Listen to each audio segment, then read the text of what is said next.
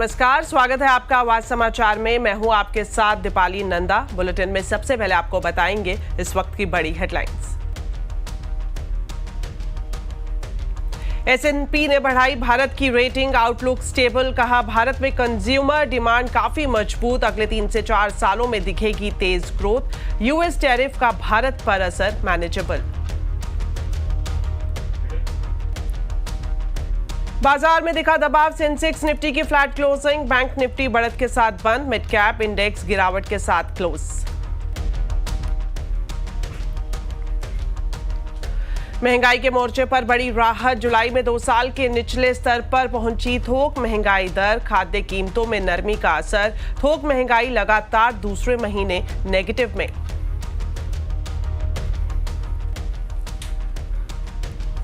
नया भारत थीम पर कल लाल किला से मनाया जाएगा स्वतंत्रता दिवस समारोह। ऑपरेशन सिंदूर पर होगा खास फोकस, आत्मनिर्भरता और रोजगार के हो सकते हैं खास ऐलान।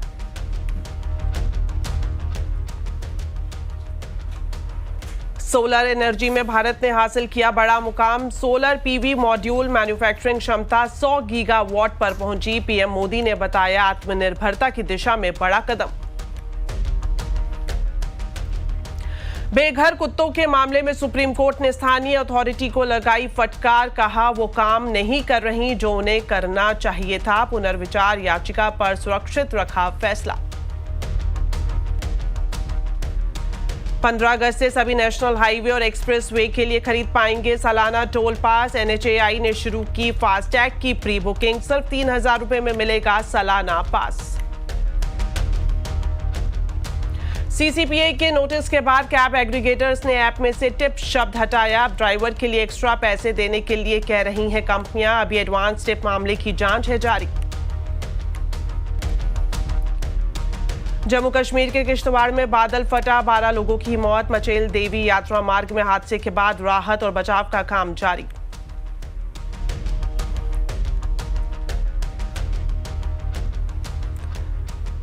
तो देश भर में स्वतंत्रता दिवस की धूम है और स्वतंत्रता दिवस के मौके पर भारत के लिए बड़ी खुशखबरी है। S&P ने भारत की इकॉनमी पर भरोसा जताते हुए रेटिंग बढ़ा दी है। डिटेल्स लेते हैं हमारे सहयोगी यतिन मोता से। तो यतिन बताएं, S&P ने भारत की रेटिंग बढ़ा दी है, इसके पीछे क्या वजह है? S&P ने भारत के लिए क्या कुछ कहा है?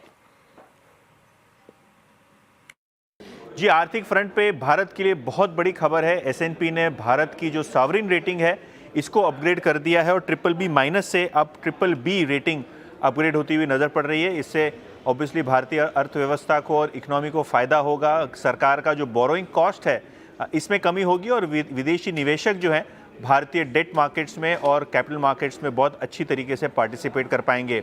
S&P ने अपनी प्रेस रिलीज में काफ़ी सारे मुद्दे रखे हैं जिनके कारण उनको लगता है कि भारत की अर्थव्यवस्था यहाँ से आउट परफॉर्म करेगी और जो आर्थिक अर्थव्यवस्था है ये बहुत तेज़ गति से बढ़ती हुई नज़र पड़ेगी। उनको लगता है कि जिस हिसाब से हाई इंफ्रास्ट्रक्चर इन्वेस्टमेंट है और जो सरकार की क्वालिटी ऑफ स्पेंडिंग है उसमें अच्छी बढ़त देखने को मिल रही है, जिसके कारण ग्रोथ काफ़ी शानदार रहने वाली है। उनको लगता है कि जो US के टैरिफ्स हैं और जो ट्रेड डील के इश्यूज़ हैं वो भारत के लिए मैनेजेबल लेवल पे हैं, किसी प्रकार की कोई चिंता की बात उस फ्रंट पे नहीं है। और अगर हम बात करें तो जो पब्लिक इन्वेस्टमेंट है, कंज्यूमर मोमेंटम है और आगे जाके जो RBI ने महंगाई पे लगाम कसी है और जो 100 बेसिस पॉइंट्स रेट कट होने वाला है उसको इस इकोनॉमिक ग्रोथ में बेनिफिट ट्रांसलेशन होता हुआ आपको नज़र पड़ेगा। इसके अलावा सरकार की तरफदारी करते हुए S&P ने यह भी कहा है कि जो पॉलिसी में स्टेबिलिटी है और जो पॉलिटिकल विल है कि जो फिस्कल डेफिसिट है इसको कम रखा जाए, कहीं ना कहीं वो रेटिंग अपग्रेड के लिए काफ़ी अच्छा मुद्दा है। और आगे जाके भी जो रेटिंग आउटलुक है वो स्टेबल S&P ने रखा है भारत के लिए।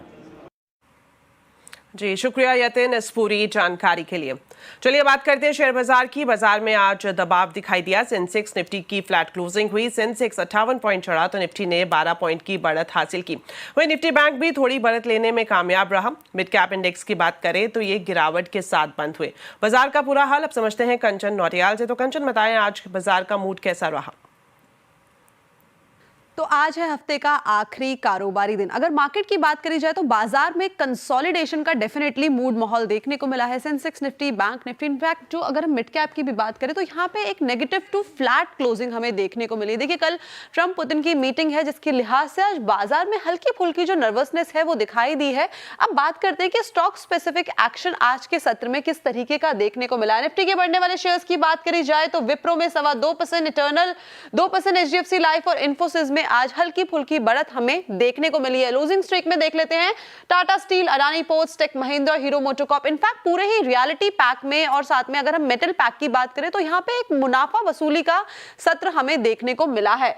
मिड कैप की बात करते हैं, मुथूट फाइनेंस, यहाँ पे नंबर्स आए थे, नंबर्स के बाद एक जबरदस्त रिएक्शन 10% की तेजी हमें देखने को मिली है। कल्याण ज्वेलर्स वापस से जाके एक रिवाइवल यहाँ पे आया क्योंकि हमने पिछले कुछ ट्रेडिंग सेशन में देखा था काफी ज्यादा गिरावट यहाँ पे देखने को मिली थी। टाटा कम्युनिकेशन 3.25% की मजबूती और जीएमआर एयरपोर्ट्स में भी करीब 2.5% का इजाफा आज के सत्र में देखा गया। बात करते हैं कि मिड कैप के गिरने वाले शेयर्स कौन से रहे। देखिए एनएमडीसी 4.5% की गिरावट, एचपीसीएल 4%, मैक्स हेल्थ केयर में 4% और सेल की बात करी जाए तो यहाँ पे भी करीब 3% के लॉसेस हमें देखने को मिले। लेकिन इस टाइम पे अगर हम ब्रॉडली मार्केट की बात करें तो एक कंसोलिडेशन में ही ये कारोबार करता हुआ दिखाई दिया है।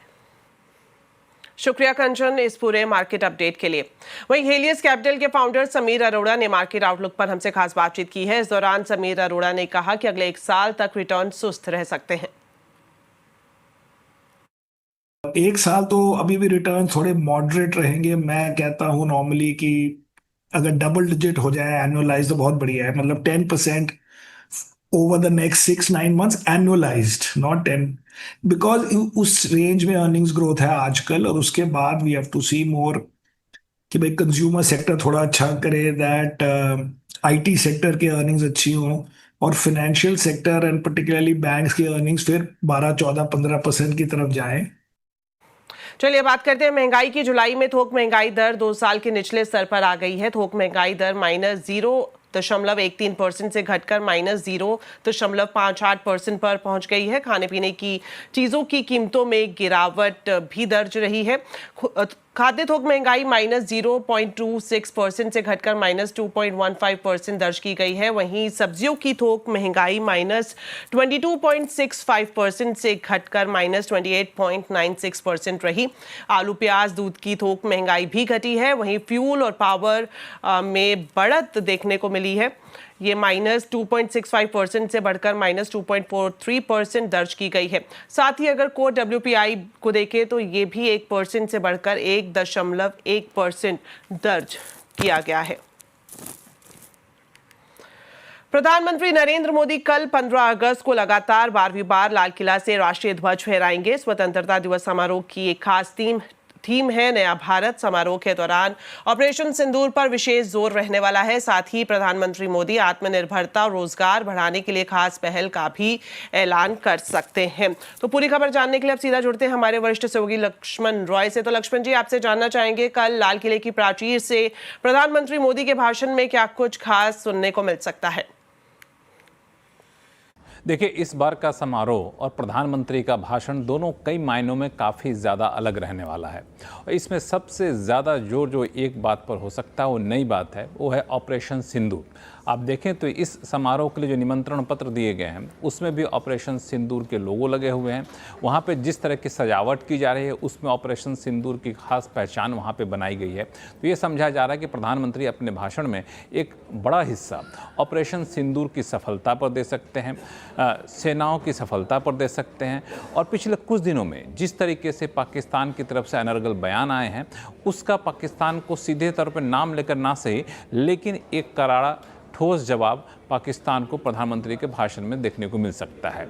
दूसरी जो महत्वपूर्ण बात है वो है नया भारत। नया भारत इस पूरे समारोह की थीम है और इस नए भारत के प्रतीक के तौर पर चिनाब पुल को यहाँ पे उसका वाटर मार्क रखा गया निमंत्रण पत्र पे, जो एक तरह से ये दर्शाता है कि भारत किस तरीके से सशक्त होता जा रहा है, आत्मनिर्भर होता जा रहा है, मजबूत होता जा रहा है। तो प्रधानमंत्री के भाषण में इस पहलू पर एक विशेष जोर हो सकता है। और जब इस तरह की बातें प्रधानमंत्री करेंगे कि भारत किस तरह से मजबूत हो रहा है है तो वहाँ पे अमेरिकी राष्ट्रपति ट्रंप का नाम शायद ना ले, अमेरिका का नाम ना ले, लेकिन अप्रत्यक्ष तौर पर एक ठोस संदेश देने की कोशिश प्रधानमंत्री ज़रूर अपने भाषण में कर सकते हैं।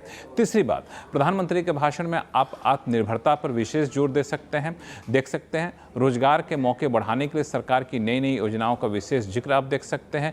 हो सकता है कि इस तरफ सरकार की तरफ से कुछ, प्रधानमंत्री की तरफ से कुछ बड़े ऐलान होते हुए आपको दिखे, और वहाँ पे जिस तरह के माहौल रहेगा उसके लिए एक विशेष आयोजन भी किया जा रहा है। अलग अलग क्षेत्र को लेकर के सामाजिक क्षेत्रों में अलग अलग योगदान देने वाले 5000 विशेष अतिथियों को बुलाया गया है, जो वहाँ पे एक अलग पहचान देंगे इस पूरे समारोह को। तो मुझे लगता है कि ये स्वतंत्रता दिवस समारोह जो है कई मायनों में काफ़ी अलग होने वाला है। लक्ष्मण जी, आप हमारे साथ बने रहे, आपके पास वापस लौटेंगे और आपको बता दें क्लीन एनर्जी सेक्टर में भारत ने बड़ी कामयाबी हासिल की है। सोलर पावर के लिए जरूरी सोलर पीवी मॉड्यूल की मैन्युफैक्चरिंग कैपेसिटी 100 गीगावाट तक पहुंच गई है। प्रधानमंत्री नरेंद्र मोदी ने इसे मैन्युफैक्चरिंग सेक्टर में बड़ी कामयाबी बताया है। इस उपलब्धि के क्या मायने हैं, जानने के लिए अब एक बार फिर से जुड़ते हैं लक्ष्मण रॉय से। तो लक्ष्मण जी बताएं, इसे क्लीन एनर्जी सेक्टर की तरफ भारत के बढ़ते कदम के तौर पर देखा जा सकता है? दरअसल जिस तरीके से सरकार सोलर पावर को बढ़ावा दे रही है, उसमें सबसे बड़ी दिक्कत ये आ रही थी कि सोलर पावर मॉड्यूल जो होता है उसके इंपोर्ट पर निर्भरता काफ़ी ज़्यादा बढ़ गई थी। लेकिन अब सरकार ने इस बारे में एक महत्वपूर्ण उपलब्धि हासिल की है भारत ने, वो ये कि जो सोलर पीवी मॉड्यूल है उसकी मैन्युफैक्चरिंग कैपेसिटी 100 गीगावाट तक पहुँच गई है। ये अपने आप में बड़ी उपलब्धि है, क्योंकि इसी की मैन्युफैक्चरिंग कैपेसिटी की आप देखें तो 2014 में ये मुश्किल से 2.3 गीगावाट थी, और अब ये 100 गीगावाट तक इसकी मैन्युफैक्चरिंग कैपेसिटी पहुंच गई है। यानी इंपोर्ट पर निर्भरता काफ़ी ज़्यादा कम होगा। और पिछले कुछ सालों की बात करें तो इंपोर्ट पर निर्भरता करीब 65% से ज़्यादा कम हो चुकी है पिछले 6 से 8 सालों में। आने वाले दिनों में सोलर पावर के लिए, क्लीन एनर्जी के लिए या फिर कहें ग्रीन एनर्जी के लिए जो हमें सोलर पीवी मॉड्यूल की ज़रूरत होगी वो काफ़ी हद तक हम खुद बना पाएंगे। इस तरफ ये ठोस कदम माना जा रहा है। यही वजह है कि इस उपलब्धि पर प्रधानमंत्री मोदी ने खुद एक्स पर पोस्ट लिखा है और कहा है कि आत्मनिर्भरता की तरफ बढ़ते कदम का एक बहुत बड़ा प्रतीक है। साथ ही साथ उन्होंने ये भी कहा कि क्लीन एनर्जी को जो बढ़ावा देने की कोशिश की जा रही है उसका एक नतीजा यहाँ पर है। Renewable energy minister Prahlad Joshi ने भी इसकी एक्स पर पोस्ट देते हुए कहा है कि ये जो है ये प्रधानमंत्री मोदी के श्रेय और साथ ही साथ PLI जैसे स्कीम का नतीजा है कि इतने बड़े पैमाने पर पीवी मॉड्यूल की मैन्युफैक्चरिंग कैपेसिटी भारत में जुड़ती जा रही है। और 2030 तक 500 गीगावाट तक फॉसिल फ्यूल का जो लक्ष्य रखा गया है उस तरफ बढ़ता हुआ एक बड़ा कदम है। इसका एक संकेत यहाँ से आपको निकल कर आ रहा है। तो मुझे लगता है आने वाले दिनों में क्लीन एनर्जी, ग्रीन एनर्जी की तरफ जो भारत ने लक्ष्य रखा है उसे पाना काफ़ी ज़्यादा आसान होगा, वो भी आत्मनिर्भर तरीके से। जी शुक्रिया लक्ष्मण जी, इन दोनों खबरों पर हमारे साथ जुड़ने के लिए और पूरी जानकारी बताने के लिए। चलिए बढ़ते हैं आगे और बात करते हैं बेघर कुत्तों की, जिसके मामले में सुप्रीम कोर्ट ने स्थानीय अथॉरिटी को कड़ी फटकार लगाई है। कोर्ट ने कहा कि वो काम नहीं कर रही जो उन्हें करना चाहिए। कोर्ट से सड़क से कुत्ते हटाने के मामले में पुनर्विचार याचिका पर अपना फैसला सुरक्षित रख लिया है। डिटेल्स लेते हैं असीम मनचंदा से। तो असीम बताएं क्या कुछ कहा है सुप्रीम कोर्ट ने बेघर कुत्तों के मामले में?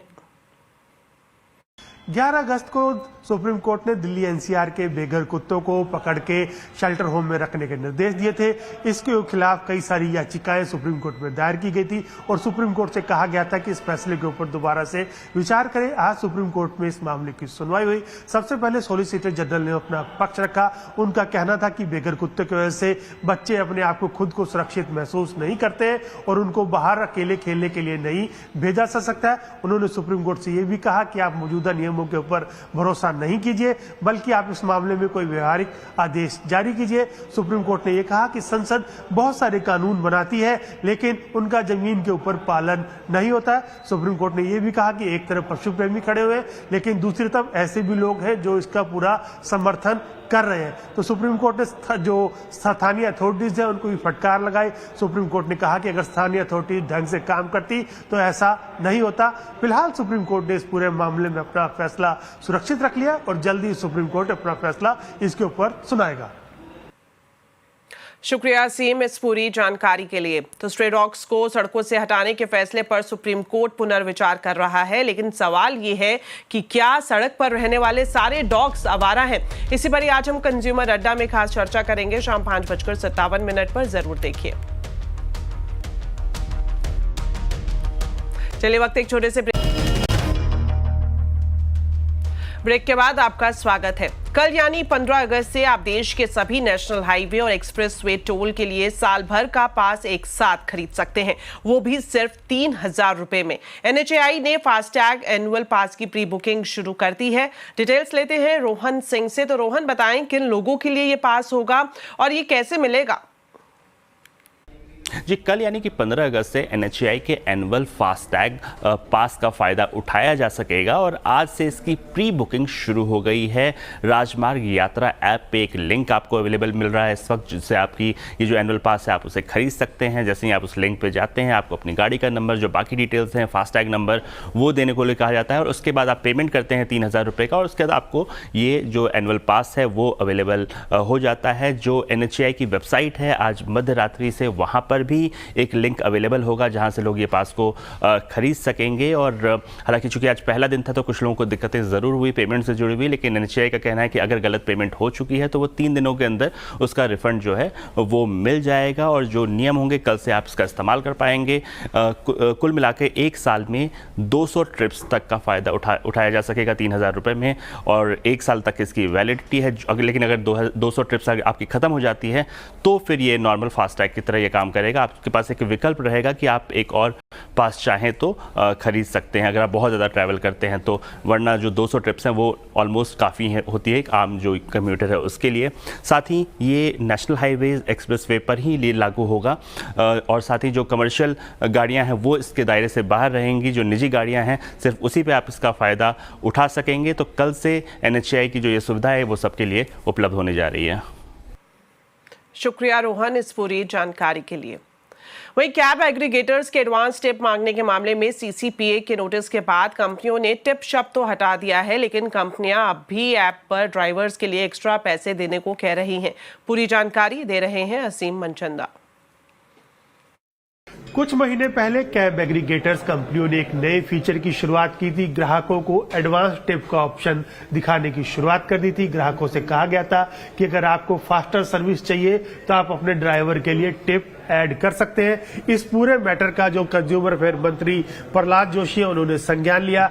CCPA को निर्देश दिए कि आप इस एडवांस टिप प्रैक्टिसेस को जांचिए क्योंकि यह अनएथिकल है, एक्सप्लोटिव है, अनफेयर ट्रेड प्रैक्टिस है, ये भी कहा गया था। और उसके बाद CCPA ने इसको नोटिस भेजा। CCPA ने पूछा कि आप ये एडवांस में टिप कैसे ले सकते हैं, क्योंकि टिप हमेशा सर्विसेज मिलने के बाद ही दी जा सकती है। अब कंपनियों की चालाकी देखिए, कंपनियों ने वो एडवांस टिप के शब्द को हटा दिया है। अब आप बुक करेंगे तो आपको ये नहीं दिखेगा कि वहां पर एक टिप मांगी जा रही है, लेकिन अभी भी कैब ड्राइवर के लिए एक्स्ट्रा वहां पर मांगने की शुरुआत वहां पर हो रही है, लेकिन उस टिप शब्द को वहां से पूरी तरह से हटा दिया गया है। ये कंज्यूमर सेंट्रल प्रोटेक्शन अथॉरिटी के दबाव में ऐसा हुआ है। हालांकि अभी कंपनियों की जांच पूरी नहीं हुई है, अभी कंपनियों के खिलाफ अभी भी जांच चल रही है और इस महीने के अंत तक ये जांच पूरी होने की उम्मीद है। उसके बाद देखना होगा इन कंपनियों पर किस तरह की कार्रवाई होती है। असीम मनचंदा, CNBC आवाज। जम्मू कश्मीर में किश्तवाड़ के पद्दार तहसील के ताशोती इलाके में बादल फटने से हड़कंप मच गया। इस हादसे में अब तक 12 लोगों की मौत की खबर है, जबकि 17 से ज्यादा लोग घायल बताए जा रहे हैं। हादसा मचैल माता मंदिर की यात्रा मार्ग पर हुआ, जहां अचानक सैलाब की चपेट में एक लंगर शेड बह गया। स्थिति की गंभीरता को देखते हुए मचैल माता की यात्रा को रोक दिया गया है। राहत एवं बचाव कार्य जारी है, जिसमें SDRF की टीमों के साथ स्थानीय लोग और यात्री भी शामिल हैं। इलाके में भारी तबाही की वजह से प्रशासन अलर्ट मोड पर है। दूसरी तरफ हिमाचल प्रदेश में प्रकृति का प्रकोप थमने का नाम नहीं ले रहा। प्रदेश के कई जिलों में भारी बारिश और बादल फटने से तबाही हुई है। होजो नाले में अचानक आई बाढ़ में ITBP के लिए सड़क निर्माण में लगी मशीनरी और गाड़ियां बह गईं। बाढ़ के तेज बहाव में PWD का कैंप भी बह गया, जबकि एक पाइपलाइन प्रोजेक्ट को गंभीर नुकसान पहुंचा है। वहीं रामपुर और तीर्थन घाटी में घर पानी में डूब गए। लाहौल स्पीति में भी 3 पुल बह गए। सिरमौर में भूस्खलन से यातायात बाधित है। शिमला में लैंडस्लाइड और पेड़ गिरने की वजह से सड़कों पर रोक लगी हुई है। कुल्लू में फ्लैश फ्लड की वजह से बाजार खाली कराए गए हैं। प्रशासन राहत कार्य में जुटा है और लोगों से नदियों से दूर रहने की अपील की जा रही है। तो चलिए फिलहाल इस बुलेटिन में इतना ही। आप खबरों पर अपडेट रहें, CNBC आवाज से जुड़े रहें हमारे सोशल मीडिया हैंडल्स के जरिए। नमस्कार।